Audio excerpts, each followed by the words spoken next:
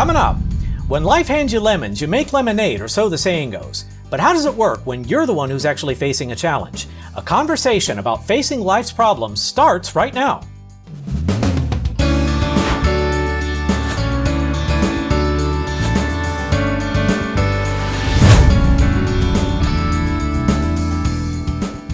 Greetings and welcome, and thanks for tuning in. I'm Brandon Bridges, and this is B Squared. So show of hands, who's ever had a life setback? You in the back. Let's see your hand up. So fair to say, we've probably all run into our fair share of roadblocks, detours, and no parking signs, or if you're like me, one of those pesky speed limit signs, and you've probably asked yourself at least once, what do I do now? Our guest today is someone that's faced her fair share of life challenges, but managed to come back stronger no matter what came her way. How do I know that? Simple. She's accomplished and successful, and I don't know anyone who got there without running into a problem or two. Let's welcome Gretchen Kittelberger, who many in the CrossFit community will undoubtedly recognize, but Gretchen has a rich backstory both on and off the competition floor, and I, for one, can't wait for her to tell us about it. Gretchen, how are you? I'm doing really well. Thanks for having me on. I'm excited for this conversation. Yes, ma'am. Thank you for joining us. For those in my audience who maybe aren't familiar with you, why don't you give us a quick primer on your backstory and some of the things that you've done? Sure, yeah, absolutely. So I was actually a gymnast growing up, all the way through high school. Then I had a scholarship to college for gymnastics, competed for 4 years. After that, I went on to law school, wasn't really doing anything athletically at the time, and an old teammate of mine suggested CrossFit and said, oh, you'd be great at it. So I, started doing that, found out you could compete in it, and eventually made my way to the CrossFit Games. So I competed in the CrossFit Games 4 times, finished up law school, became a lawyer. Actually, my first job as an attorney was working as in-house counsel for CrossFit Inc., or their CrossFit LLC now, at the time CrossFit Inc. And then after that, in 2016, I founded the International Functional Fitness Federation, or IF3, working towards getting the sport recognized by the International Olympic Committee and hopefully into the Olympic Games. And currently still working as an attorney, working in-house for an educational tech company. So you heard it here first. She's an attorney, and when I made that reference to speed limit signs, of course I was only speaking in the abstract. I've always obeyed every road sign, especially speed limit signs. No traffic infractions for me. Now, as I said, Gretchen has a very rich backstory, and what you just heard is a simplified, shortified version of all of her accomplishments.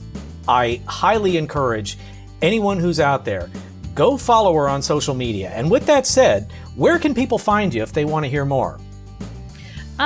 So social media, the best place to find me is probably on Instagram. My Instagram handle is glkit, so GLKITT. And that's probably the place I post most in terms of places to follow me. Very good. Thank you very much. So you mentioned IF3, and if you founded that, then I'm guessing that's something you're probably proud of. So why don't you fill us in a little bit on that? Sure, yeah. So the International Functional Fitness Federation, or IF3, is a nonprofit organization, and we serve as the international governing body for competitive functional fitness. And our goal is to bring governance to the sport, right? So that's with rules, movement standards, judge training, anti-doping, really adding kind of this structure to the sport with the goal of getting the sport recognized by the International Olympic Committee as a legitimate sport, and then getting the sport into the Olympic Games. To be perfectly honest, I'm surprised that you're having to fight to get the IOC to recognize it as a legitimate sport. I dare say, just from the perspective of a layman, I dare say that if you asked anyone who goes to a CrossFit box, is this a legitimate sport? They'd look at you like, that's like asking if pizza is a delicious food. The answer should be obvious. Yeah, I mean, it certainly feels that way to us. And I think, anybody who has done CrossFit or functional fitness, But the thing is, there is a really long and rigorous process to get IOC recognition. The first step of which is having a not-for-profit governing body that runs the sport. So if you look at the history of CrossFit, right, that didn't even exist until the founding of the IF3, which was in 2016, and we didn't even really publicly announce that we existed until 2017, which is really not that long ago when you look at how old some of these governing bodies are. Because, and we can go into this in more detail, but it's not something that CrossFit, the company, the brand, could do or be. So besides just having the governing body, you have to have, on the international level, you have to have then on the national level, national federations in a certain number of countries. And those national federations have to be recognized by their government. And then there's a whole host of other requirements you have to meet in terms of running world championship events, becoming a WADA signatory. There's a lot to it. And that's without even getting into the inevitable sports politics of people who might not be happy to bring a new sport in. So it's a process. It really can take decades or more to get that recognition for a new sport. But we've actually progressed very, very quickly. So we're, working towards it every day and hoping that it happens sooner rather than later. And that's awesome. And you just paired two terms that I don't think I've ever heard paired before: sports and politics. Oh, yeah.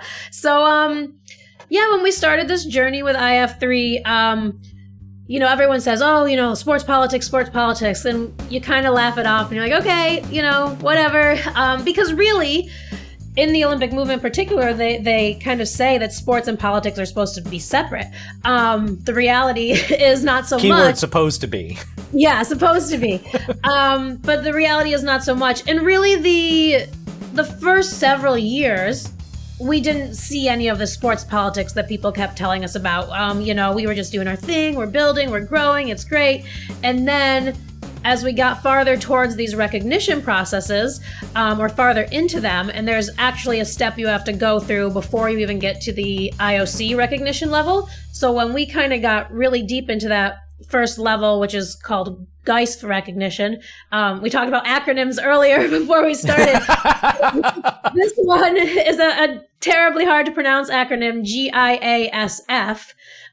So you can kind of say it sort of how you want, but it's the Global Association of International Sports Federations, and they're the gatekeepers. So we have to get recognized by them first. And when we got into that process, we had the realization that other sports can basically block you and say, we don't want you in. And they don't always have to provide a good reason for blocking you. And it's really, really hard to get around it once they decide to. So that was a challenge we knew could potentially be on the table. And then when it really actually happened, it was like, wow, no, people weren't lying. This is it's exactly what they said, and maybe worse than they said. But we went through the first, 2 or 3 years being like, oh, people, this sports politics thing hasn't really been an issue. And then suddenly it was like hitting a brick wall. And you would think that since the name of the game in sports, no pun intended, is competition, they would welcome some fresh competition. But again, I'm speaking from the perspective of a layman. The only sport I ever played was intramural basketball, and I make no claims about whether I was any good at it. Yeah, I know. And you would, and you think, the IOC is really trying to move towards incorporating new sports and being a little more relevant to a younger, more youthful population. So, they speak this idea of inclusion. But if we really break down to it and we want to be honest about it, at the end of the day, there's a lot of money involved. If you look at the way the IOC and these governing bodies are structured, the IOC gives money to international sports federations to help maintain them, right? So every time a new sport comes in that is recognized, right, that pie gets smaller and smaller for everybody else. So, everybody is, at the end of the day, they're trying to protect their sport, and particularly, if you see a new sport coming in, you're like, that's kind of a weird thing. Not many people do that. Maybe they don't care so much. But something, functional fitness, if you look at the CrossFit community, there's a lot of people doing that, right? The events, you look at something like the CrossFit Games, there's a lot of people and a lot of prize money and a lot of interest. which means a lot of potential, right, to be successful on an international stage, on an Olympic stage, which in theory can make us as a federation a little more of a target, right? And we have to work a little harder to make friends with some of these other federations. So to listen to that summary and that backgrounder, it certainly sounds like you've set your sights on a big goal for IF3. So where are you now? I mean, have you found success so far? I think I remember seeing that you were focused on expanding into some international territory. So how are things looking now? Yeah, so we've got over 50 national federations. So that's 50 different countries. And you can only have one national federation per country. So once we have one in a country, they're our official representative. Their job is to grow the sport in that country and get recognized by their government, which in most countries around the world is their Ministry of Sport. We don't have that here in the US, but almost every other country does. So they get recognized by their Ministry of Sport and then their National Olympic Committee. Like I said, it works a little different in the US, but that's kind of their growth path on the national level, and we try to support that. Internationally, what we do is we run a World Championships, a Junior World Championships, a Masters World Championships, and then we're adding a European Championships to the calendar this year. So we run events. We're just about to launch a path to train judges. And then we handle things obviously like rules and that sort of stuff. And anti-doping is a big one as well of things that we do. So that's kind of where we are in terms of growth. We started our first year, obviously when we first founded, we had 0 federations and we're like, okay, is this going to work? Is anyone going to get involved? And I helped co-found like the US Federation at the time. So we at least had one sort of as a proof of concept. But when we announced publicly, which was in June of 2017, and we said, okay, we're here and we're going to do a World Championships in October, not knowing if we would have any national federations to participate. But we got, I think it was 7 in that 4 or 5 months time, to form and show up at Worlds. And that was the little tiny starting point. And from that starting point, we now, have over 50 countries, some of which are recognized by their government, and they're receiving, which is the coolest thing. Once you get to that point, you get funding from essentially your government to grow the sport, right? So they can give money to athletes. Some coaches are getting paid. There's just a lot of benefits that come with it for the athletes and for the sport. So that's really cool to see it happening at that scale now. So with such a lengthy list of accomplishments, Gretchen didn't get there by just coasting through and sailing along. Undoubtedly, she's faced some challenges along the way. And what I wanted to go through today was everybody out there has faced some sort of challenge, as I intimated in the intro, in your life. And what separates one from the other is how you respond to it. And I think, Gretchen, it's fair to say that perseverance is key, but perseverance isn't always as easy as it sounds like, depending on what people may be up against. So I know enough about your backstory to know that you've come up against some small challenges and some big challenges. And if you've been in sports, you've come up against challenges all over the place. So why don't you walk us through maybe some of your background and just share with us some of the challenges that you've faced, and maybe give some insight on how you've maintained your confidence and how you've persevered along the way. Yeah, sure. So I guess I'll start, maybe the easiest spot to start is kind of back in the beginning, starting with gymnastics, because that as a sport is so incredibly difficult, especially at a high level, because it's so demanding on your body. And honestly, if you're doing gymnastics, even if it's not like a super high level, at some point you get injured. Like, that's the nature of the sport. It's dynamic. I don't want to say dangerous, but yeah, there's an element of danger because the skills you do are so hard.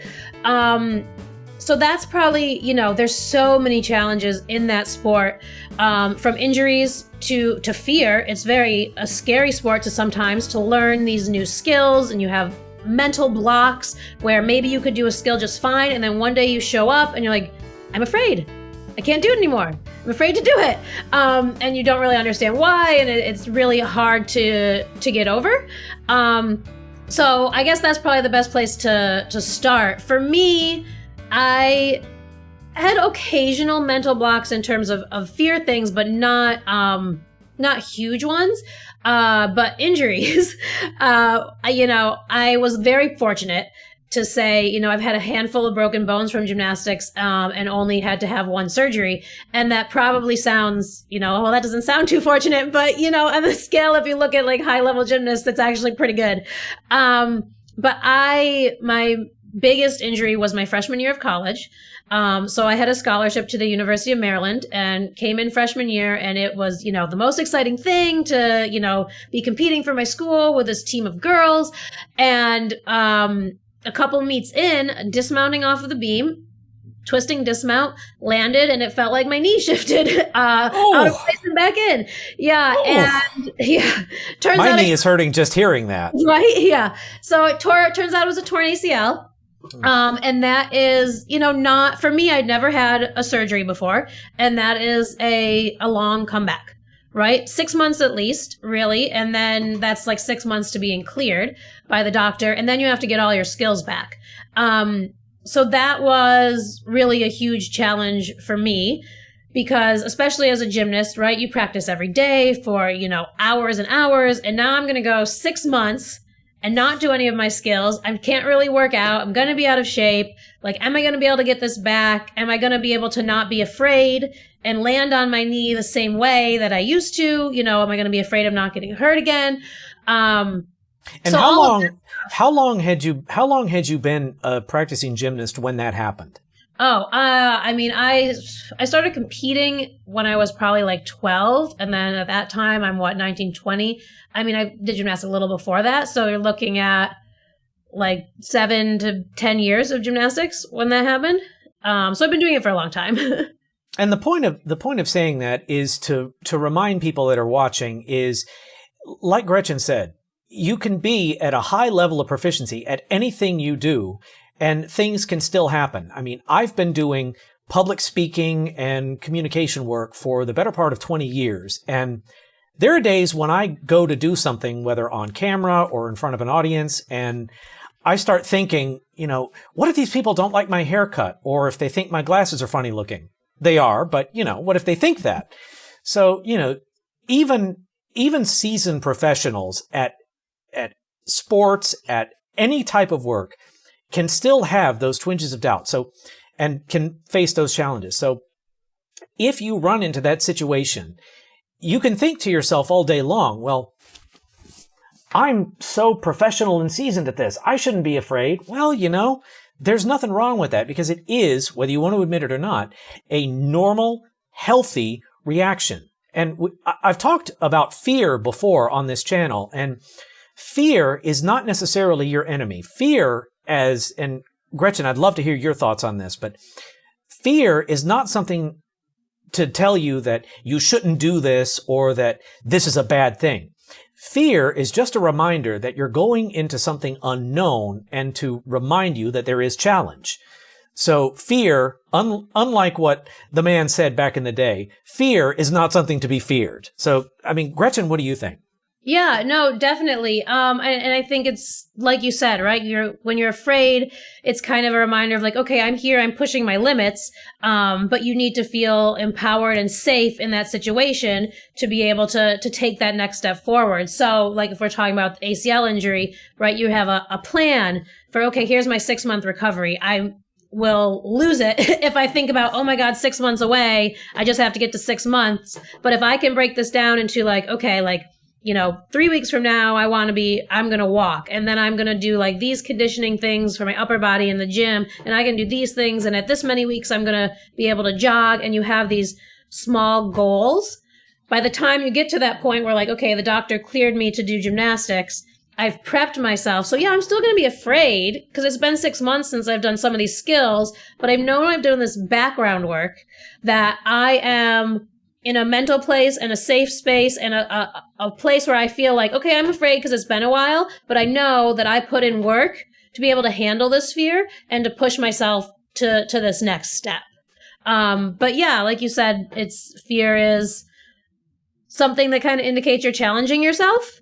And you just have to sort of be able to listen to your body and to know that, all right, I'm able to handle this challenge.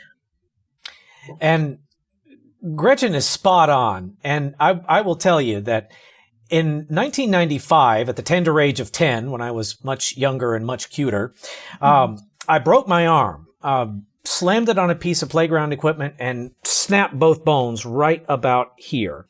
And for the couple of months that I had a cast, it was, and this is my dominant hand. So imagine not being able to write because you got your cast up to here. So the whole time I'm thinking, okay, how am I going to get through this? I'm not ambidextrous, so my left hand is worse than useless. But once I get this thing off, I've seen this process from the other side before. I know what my arm is going to look like. I know my hand is going to be good for about this and nothing else. And I was dreading it. And I was dreading it even more when they said, oh, your bones have begun to settle in the wrong way. And he brought up a big buzzsaw, cut an opening in the side of the cast, and stuck a cube that was an inch square of wood right there and resealed it. So it looked like I had a tumor. And I was terrified at. I'm not going to lie. When someone comes at you with a buzzsaw, it's a terrifying experience. But along the way, I was terrified about trying to get back to normal after I finally got rid of this thing. And sure enough, when I finally got that thing taken off, I actually had to hold this hand up with my other hand for about 3 hours. And then, my wrist remembers how to work. So it was a coming back process, exactly as you described. And yeah, there were days I was like, can I just be like RoboCop and just chop this thing off and get a bionic replacement or something? So, and one thing that kind of made it easier on me, and I'd like to hear what your comparable experience was like, but one thing that made it easier on me to bounce back was two things. One, that kids at school, I was far from the only one that injured themselves on our playground. It's a good thing that I'm not in elementary school anymore because they wouldn't want to know that lots of injuries happen, but lots of injuries happen and lots of people had casts. So I had kind of a community of like-minded, sympathetic individuals who had experienced what I was going through. And even people that I didn't necessarily get along with so well were willing to kind of offer their encouragement. And the other thing was that my orthopedist, I wish I could remember 27 years later who he was, but I can't remember what I had for breakfast this morning because I'm that old. But my orthopedist was always offering encouragement and saying he too had seen this before and he knew how to get me back where I needed to be. So I would venture to say that probably one of the key elements to coming back from an injury like that specifically is seeing and knowing that you're not alone. I mean, what do you think? Oh, yeah, absolutely. And I was very fortunate just because of the situation I was in, right? Being a scholarship athlete at a Division I school with, a lot of resources. So one, I have, a team of coaches there who have a vested interest in making sure I get better. And a whole team of girls, there were 14 girls on the gymnastics team, who've all been through injuries of different kinds. I mean, this is maybe not the best thing to say, but on our team, there were 2 girls who had broken necks at different points in their gymnastics career, right? So the people around me who had been through maybe even much more traumatic injuries. So you've seen these people wow, they came back from this, this really traumatic thing. I can come back from an ACL as devastating as emotionally as it is. This is routine in the sports world of an injury and a surgery and the comeback. This isn't, some new medical venture that we're hoping is going to work. These doctors know how to do this surgery and get athletes back.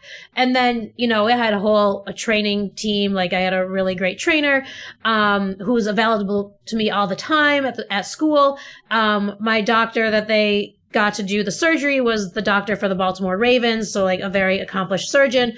So I was very, very fortunate that I really had one, the best medical care, but then a team of people, surrounding and supporting and encouraging who want you to get back and be 100% and believe in you, and are there with you every step of the way. So that's, obviously a benefit of being a top level athlete and kind of being in the situation that I was in. But, no matter what sort of situation you are in your life, you really need to find your support team, whether it's family, it's friends, like having those people, that you can lean on when you're struggling, because you're going to struggle. That's super important.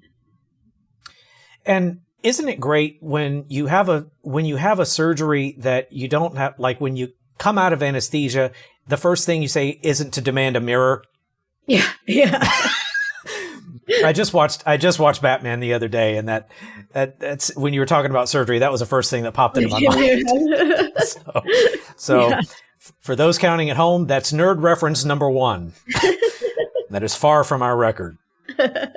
So just from a medical standpoint, you talked about you had teammates that had broken necks. Mm-hmm. So on the face of it, you hear broken neck and you think, oh, those are the people that are quadriplegic. But can you describe the differences between a broken neck and a broken back? Because one does leave you paralyzed. The other one might, if I'm not mistaken.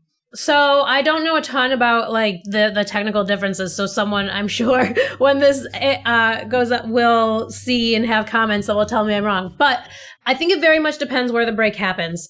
Because I think even with a broken neck, if it's at the wrong spot, right, it can paralyze you from different points down. And I think both of these particular girls were very fortunate in that where it broke, and I think they were very similar breaks. I know they were both related to bars dismounts, but that they obviously did not have any sort of issues with paralysis, but they did have to have fusions. So they had to go in and have things fused in their neck. But in terms of being able to tell you like, oh, where the break happens and when it's a problem, I honestly have no idea. So unfortunately, or maybe fortunately. No worries. It's when you said that, like I said, the immediate response I had was, isn't that the thing that could leave you paralyzed? But you explained perfectly why that isn't necessarily a given. And you actually gave us a great point to seize on, which is, even when you meet a challenge that may seem serious, like no one wants to hear the diagnosis, broken neck. Mm-hmm. But even when you face a challenge or a setback like that, it's still not a guarantee that your life is over. I mean, people can beat the odds every day, and you knew 2 that did. And I have no doubt that fact alone might have helped you a little bit as well. Am I right?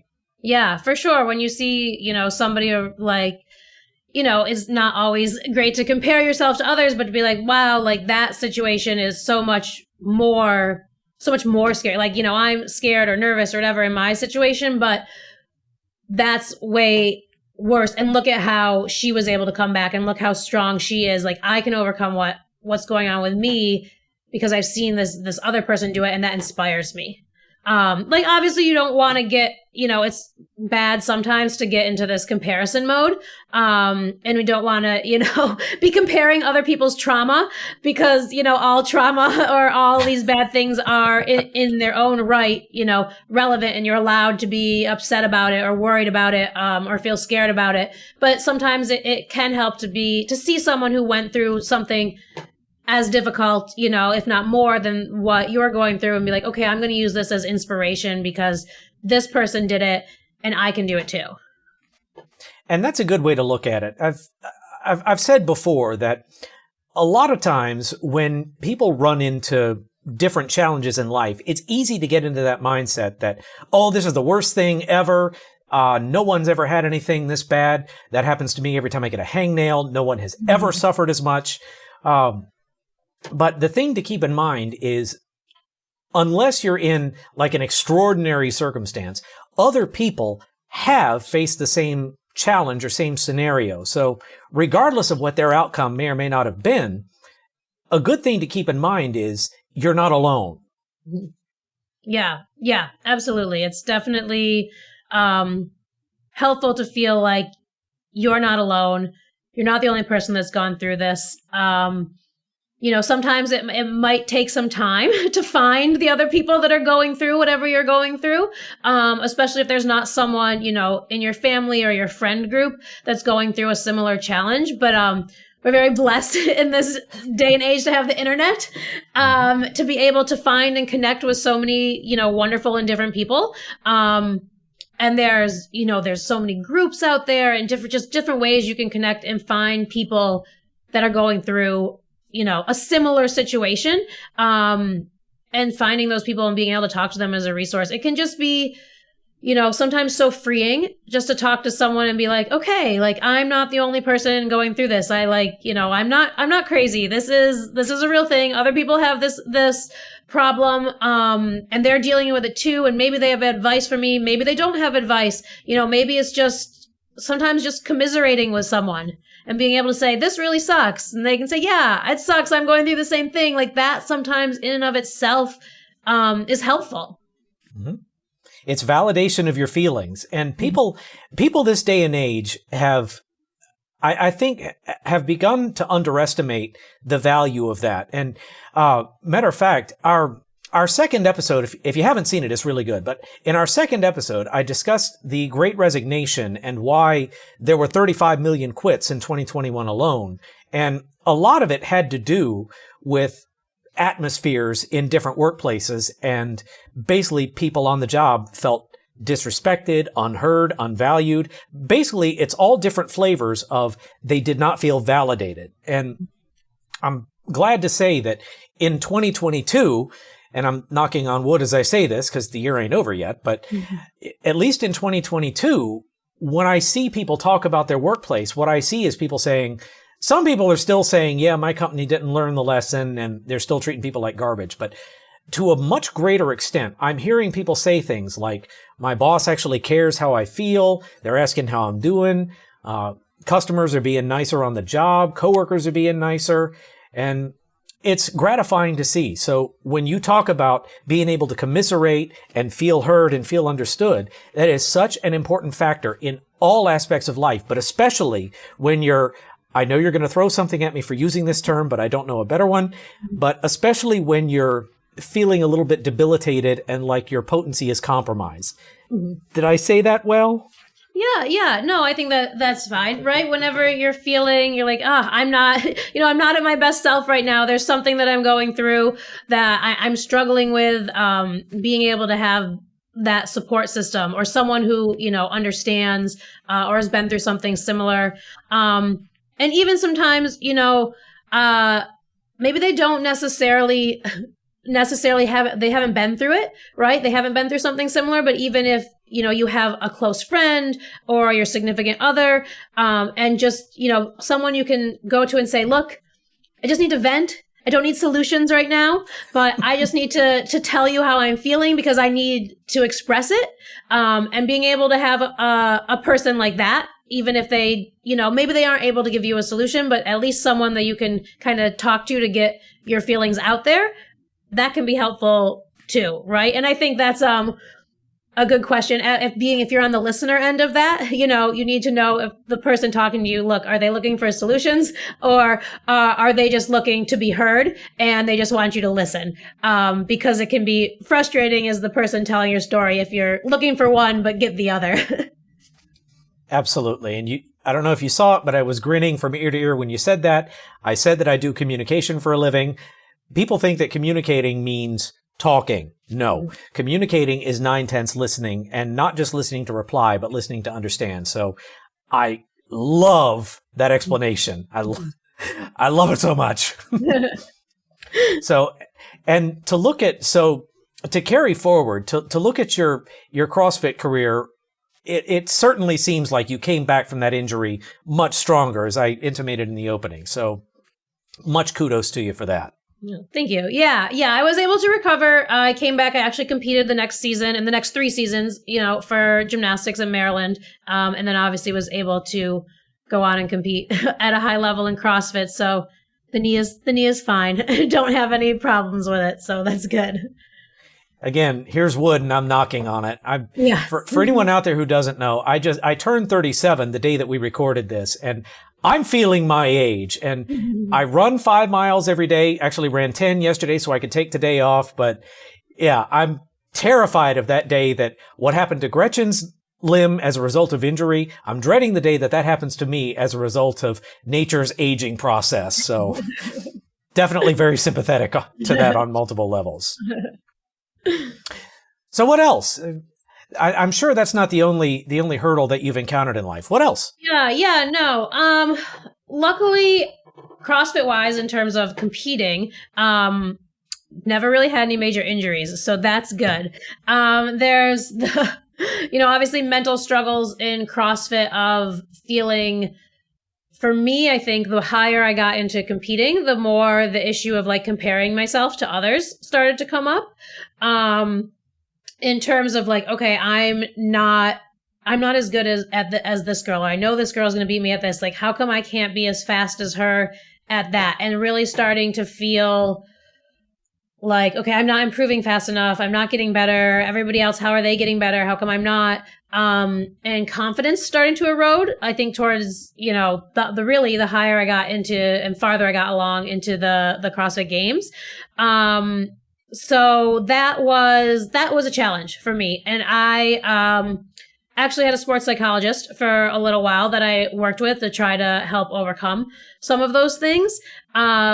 And I'm also pretty big into like motivational quotes, right? Or just having those phrases. I mean, and that was a big thing also that we did, in college and gymnastics, right?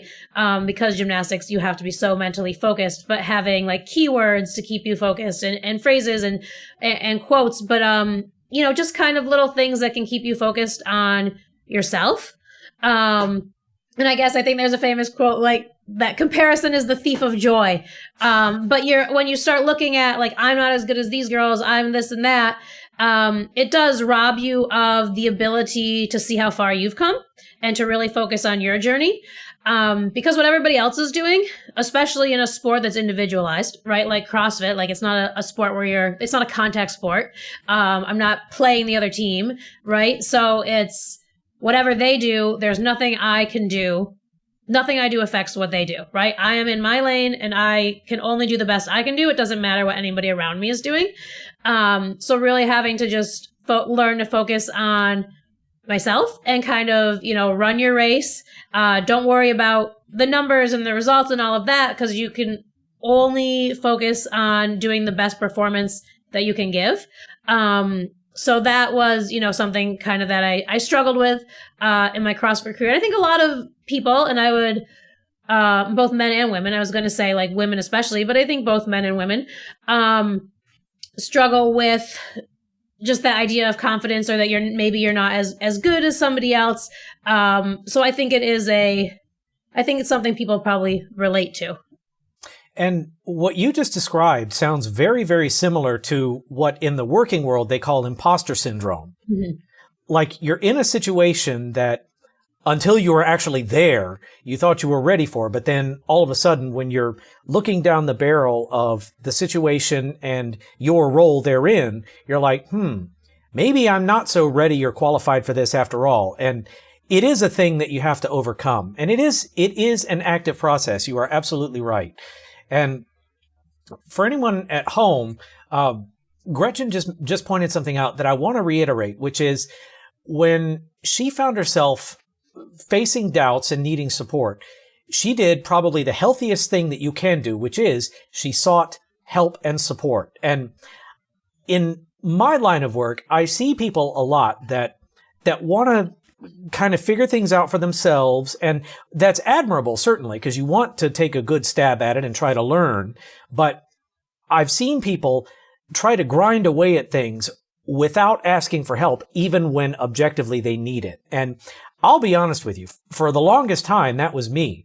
I would sooner eat stewed beets for a month than admit that there was something I didn't know and that I might need assistance. Now in my old age, I know two things: that I still hate stewed beets, but I also recognize that there is nothing wrong with collaborating with others. And ultimately, this is something else I'd love to hear you comment on, but when you're asking for help, instead of looking at it as degrading the value of your own experience, look at it as collaborating with someone more learned than you are. I started to say smarter than you, but I've learned never to use the word smart because it's a word that doesn't apply to me. But more learned applies to a lot of other people. So what do you think? Yeah, absolutely. And I think, in general, this idea of, seeking out help or going to see a therapist, or talking to someone is becoming so much more acceptable, socially. And I think especially I would say with younger generations, I think, maybe older generations, they still see it as a little bit, taboo maybe. But, I think people, definitely are more, it's not seen as weird, I guess, weird or like, oh, there's something wrong with you. Why would you go to therapy? Now it's just something that like, oh, we should all do that because we all have issues. We all need help. And it's not even having an issue. It's just how can I be, how can I actualize my potential? Right? It's not necessarily even that I have a problem it doesn't have to be I have a problem to fix. It's I want to be this best version of myself. I have these things I want to achieve.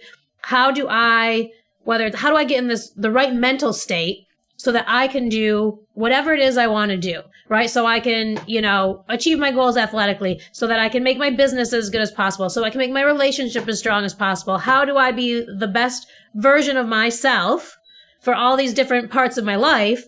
And, talking to someone who knows, how to get the best out of you, or how to have suggestions of, how to communicate better, how to do, maybe how to reframe the way you're looking at things. There's, so much value in that. And it's awesome that I think this is becoming more accepted in society. This idea of seeking help, talking to, a psychologist, a therapist, finding a support group, it's so beneficial. 'Cause, we're all out here just doing our best, but we don't know it all. Like none of us does. So why would you not find another brilliant mind, to pull ideas from?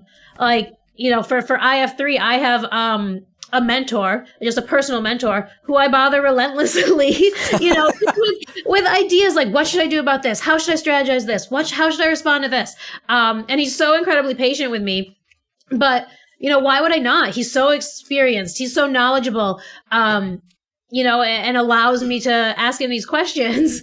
Why would I not take advantage of that? If I have something I'm unsure about or I'm struggling with, you have to be able to have, whether it's a mentor, a therapist, someone to talk to. It's super important. And you just reminded me, I swore I was going to try to keep the nerd references to a minimum on this episode, but you just reminded me of one of my absolute favorite quotes that applies directly to what you just said. One of my all-time favorite quotes, and I'm not just saying that because it's a quote that I wrote, but see what you think of this, and if this would qualify for inclusion on your leaderboard.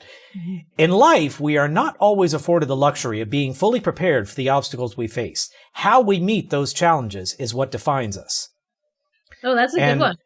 And there's a follow-on to it. Full disclosure, that was from the first of 3 Star Trek films that I wrote and produced. So if you didn't know I was a nerd, now you do.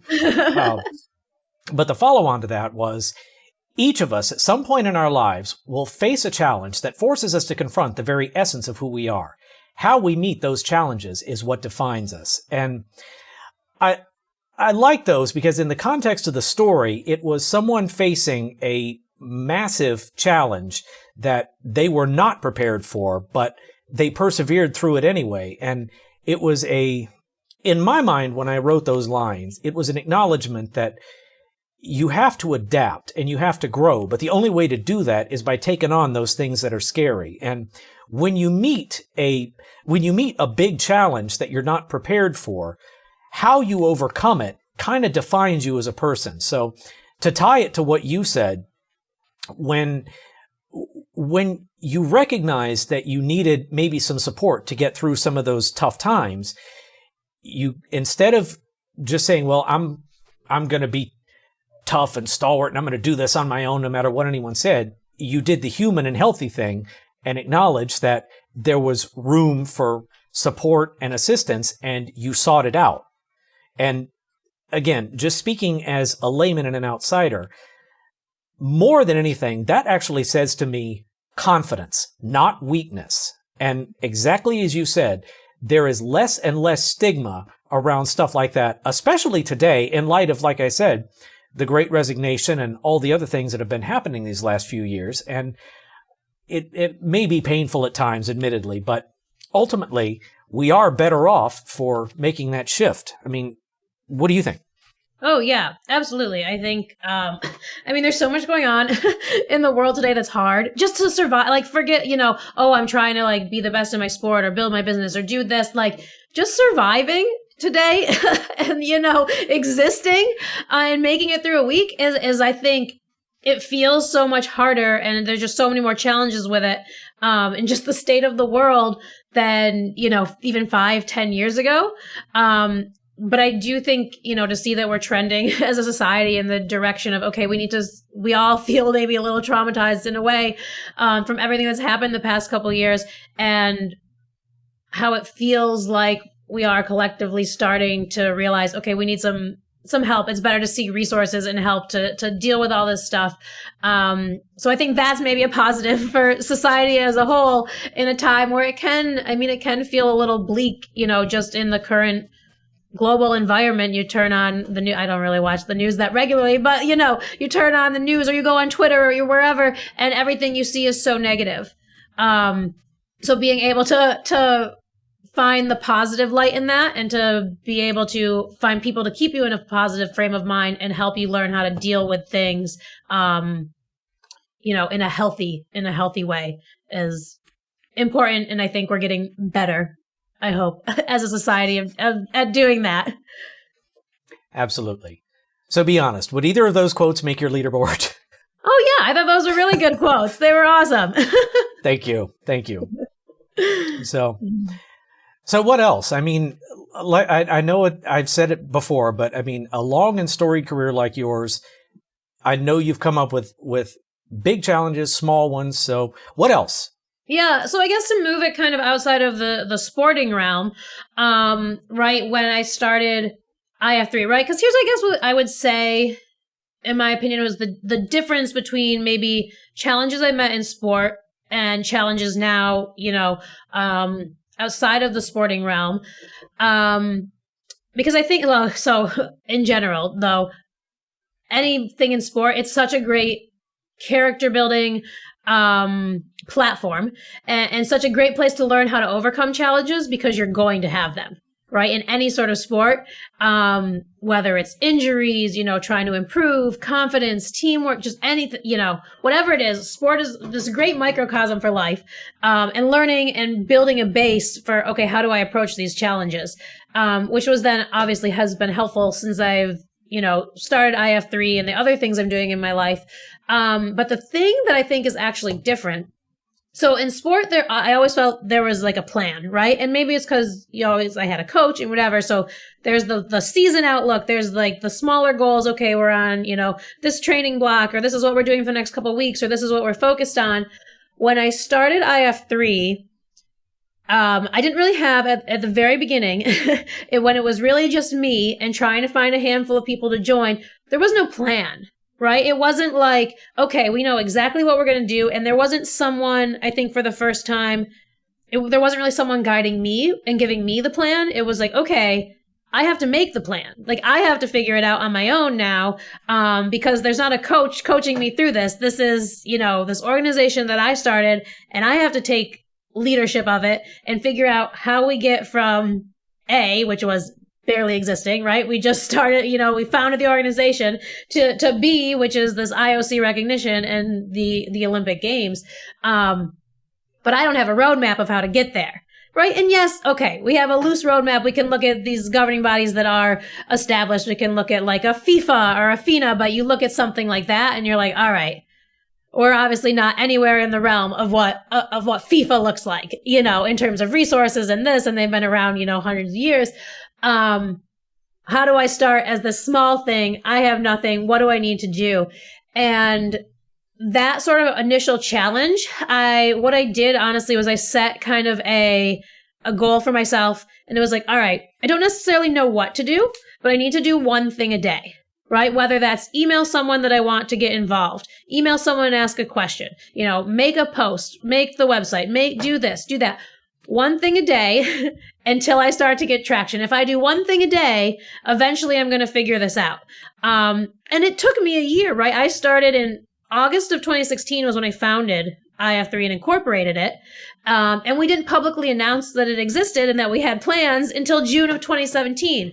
But, every day for that year was like at least one thing a day, right? One thing a day. I'm going to ask someone to join the board today. I'm going to do this. I'm going to do that. I'm going to write the bylaws, whatever it was.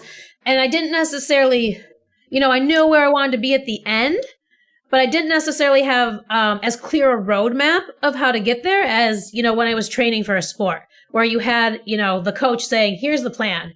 Now it was like, all right, I got to make the plan. I know what I want. I know the checkpoints we got to get. How do I do that? But this idea of like small baby steps, but consistently is going to get me farther than, all right, I'm going to work for 10 hours today and then I'm not going to touch it for 3 weeks. Right. So it was just one thing a day,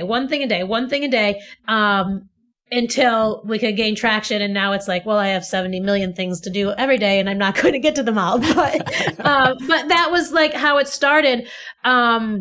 And I think that's a good lesson in terms of consistency, right? When you don't know what to do, pick one thing. Do one thing. It doesn't matter if it's small, right? Do one thing. Even if it's like, if you're talking about like, oh, I'm so overwhelmed, I can't, like, make the bed, right? Or, something simple. Do one thing, get that one task done, and that's progress, right? And if you're doing that consistently every single day, you'll make progress faster than you think. And that's an important life hack, not just for any one circumstance, but that can apply to anything. Like over the course of time, I've seen a lot of people who would look at a goal they wanted to set for themselves, but all they would see was one gigantic Mount Everest in front of them. And they'd say, well, I'll never get to the top. Well, the times that they've told me that, I've responded, well, don't look at Mount Everest. Just look at the number of steps that you have to go to get to the top. I mean, when you break it down that way, yeah, it's still a lot. It's like when I measure my life in the number of cups of coffee I have every day, my life seems a lot longer than 37 years when measured in coffee, but I digress. Mm-hmm. But when you break it down and portion it out, exactly as you said, it becomes more manageable and then it's less scary. And I do the exact same thing on a daily basis when someone comes to me and asks for a big thing and I say, okay, in order to do that, I have to do this, and this. And for the movie buffs out there, probably the best cinematic example of this is, who out there has seen Apollo 13? And if anyone does not have their hands up, you fail at life. But in Apollo 13, Tom Hanks's character once pointed out that there were 1,000 things that had to happen in order for them to get back home safely, and they were on number 8. And it was an acknowledgement that there is a process to go through. But all of a sudden, we realize there are discernible, measurable steps towards achieving the getting back home part, okay, that's not so scary. So that's nerd reference number 4 for anyone who's keeping score. So now, but you are absolutely right. I know you're sick of hearing me say that, but you are absolutely right. Yeah, I think it's important to really try to break down things into these small, manageable steps. And the fact that, you don't have to do everything today. Just do something, right? Because that's going to get you, it might feel like, oh, I didn't do anything. I didn't accomplish anything. Yeah, but if you're doing those small steps every single day, it's going to add up really fast. It's going to add up to a lot. I'm sure you've probably seen the graph where it's like, okay, if I got 1% better every day, how much better I would be in a year. So that's all you really need to do, right? Like that 1%. If it's just like, okay, if you're trying to build your business or whatever, all right, I'm going to do one thing for my business a day. It can be small. It can be emailing somebody, or answering an email or whatever. But as long as you're taking consistent steps toward it, it's gonna progress eventually, even if the goal, whatever your end goal is, feels far away right now, or even if you're in a rut or getting through this challenge, it feels hard and far away right now. But if you can do one small thing to try to get towards that end goal of where you want to be or solve the problem, or get through the struggle, one thing a day, consistently will get you there faster. You don't have to do everything today. I'm going to repeat that to myself tonight when I order Papa John's. You don't have to make the whole pizza. That's my birthday present to myself, Papa John's. I'm going to be saying that to myself, that you don't have to eat the whole pizza tonight. You have a refrigerator for a reason. Exactly. And cold pizza is way better in the morning. So darn right. So when you think back, and maybe this is one of the ones that you already described, but if you had to pick one challenge that you faced over the course of time that was the biggest or the most complicated or the scariest, what would it be? I think if I had to pick, maybe in terms of things, I would put it as maybe the thing I'm most proud of, like overcoming or achieving or getting through. And I would probably have to pick starting IF3. Like I'm very proud of what I've done in gymnastics and in CrossFit. Those were, obviously really hard challenges. But I think starting IF3, in the climate it was, the CrossFit and functional fitness community was in at the time that I started it was a time that it was not really popular or favorable to be doing things that were seen as going against the CrossFit brand, even though we were never competitive with the CrossFit brand. It was never against the brand. There was this perception. So it was something where, it felt very much like a risk, I think. And that, taking that risk and that challenge and kind of feeling maybe less prepared, and like, okay, this is such a big project, but taking that from just the idea phase, and overcoming all those challenges and getting it to where we are now, which admittedly we have, so far to go still. But that I think is probably the challenge that I'm maybe most proud of overcoming and working through, and sticking with it because it wasn't, and I knew when I started it wasn't something that was going to happen in a year or 2 years, right? We knew it was this decades long process. But being able to start it and not give up and kind of go through all the hard parts and continue with it and, watching it grow. And sometimes it's hard to reflect back on, because I look at it and I'm like, oh, we still have so far to go. But you do need to reflect back on how far we've come, and try to enjoy that. But that for me would be the one I'd say I'm most proud of, is maybe most meaningful to have overcome those difficulties. And there were many more difficulties to come, I'm sure. But oh yeah. Well, life has a way of coming up with a fresh challenge to throw at you when you least expect it. But the point that you just made is awesome. And for anyone who may have tuned out for a minute and missed it, let me reiterate. Gretchen just pointed out, when you're making progress, no matter how far away the finish line is, you've made progress, and there's nothing wrong with taking pride in it. Yes, acknowledge that you still have some steps to take to get to the top of Mount Everest, but look behind you and see how many steps you've already taken. And I think it's fair to say that when you start to doubt yourself, think ahead to how you're going to feel once you've crested that mountaintop and your accomplishment is accomplished. And from what you said, it sounds certainly like you have a lot to be proud of, even though, as you point out, there's still much to do. You've accomplished a lot in, 5-6 years? Yeah. And I do, like you said, I look ahead sometimes and I imagine a lot, okay, how am I going to feel when we actually achieve this? I visualize it in my head all the time, the moment of, when I get to watch us put medals around athletes' necks on an Olympic podium, like how I will feel and like all these different things. And like, so you keep that dream, out there and think about it. But also have to take some time to look back and be like, wow, we started with, a couple countries in a room and hoping that people were going to believe in this, to where we've come now, that's really, you have to take time to think about how far you've come. Can't always be thinking like, oh, I'm not at the big goal yet, so I haven't done anything. You've done a lot, and you have to appreciate what you've done. Exactly. And as you say that, another nerd quote comes to mind. So this is going to be number 5 at least. But in the finale of Star Trek Voyager, there was a quote to the effect of, maybe it's not the destination that matters, it's the journey. And exactly as you just described, when you're chasing something big, you learn stuff along the way. You improve your character along the way. You get tougher along the way. And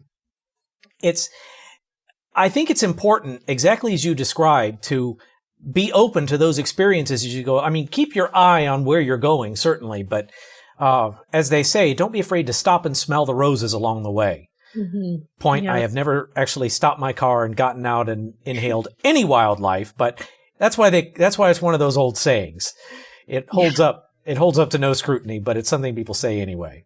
Yeah, absolutely. And I think the point you made about experiences and growing from them, that's super important too, right? These challenging experiences and how they shape your character and who you are. And, like even through IF3, the opportunities that I've had to, really be exposed to different cultures, learning how to interact and communicate with people from different countries.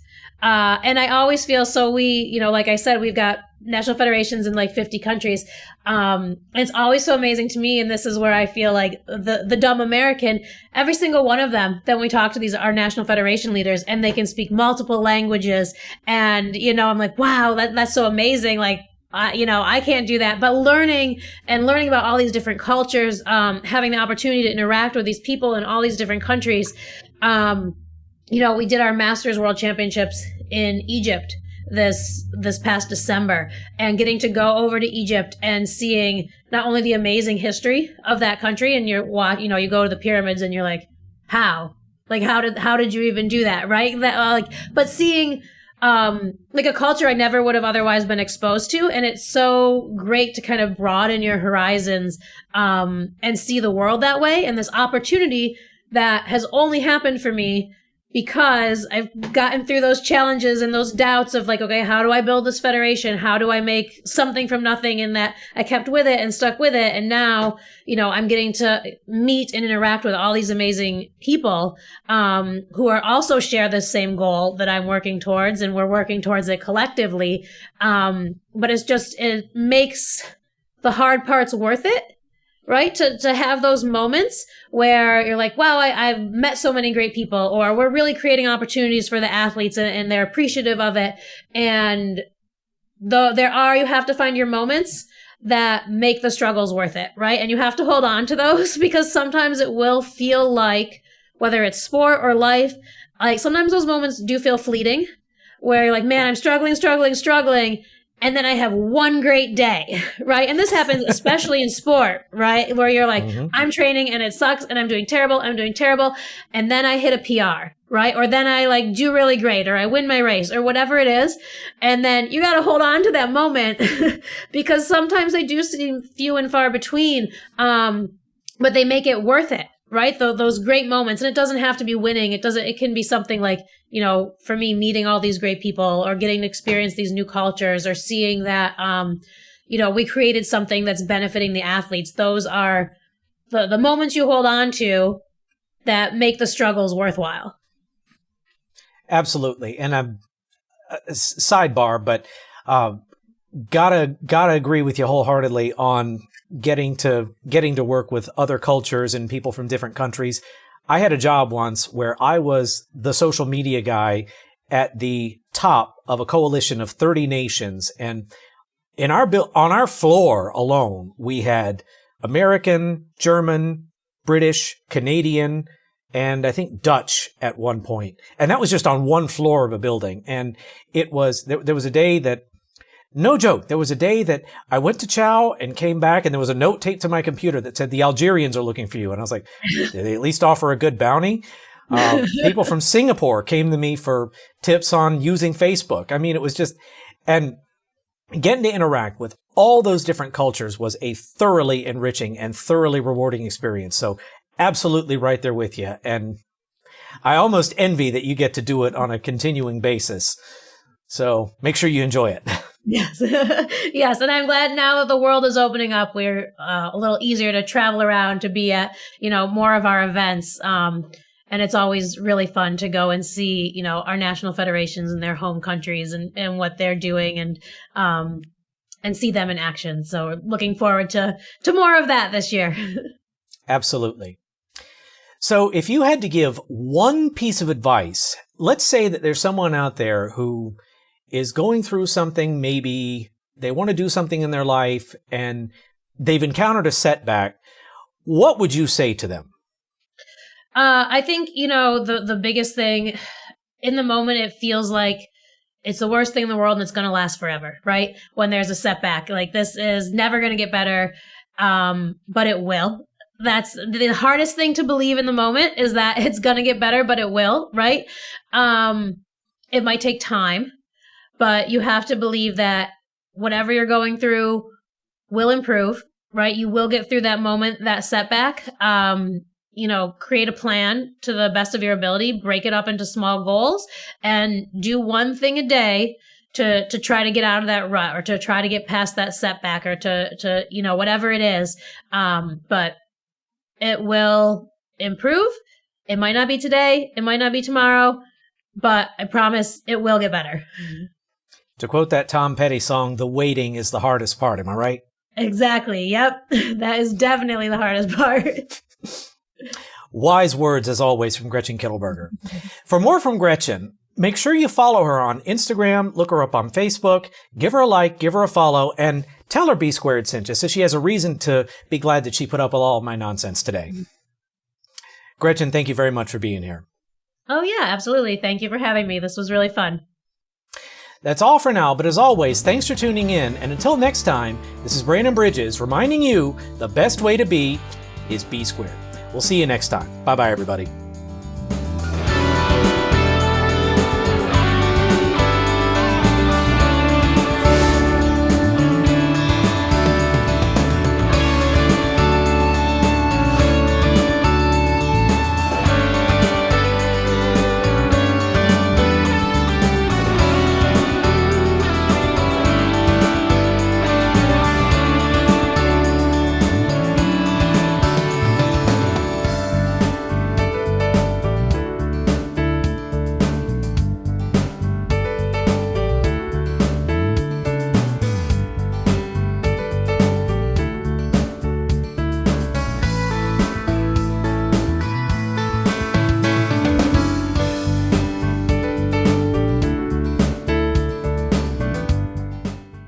We'll call what happened an on-air technical difficulty.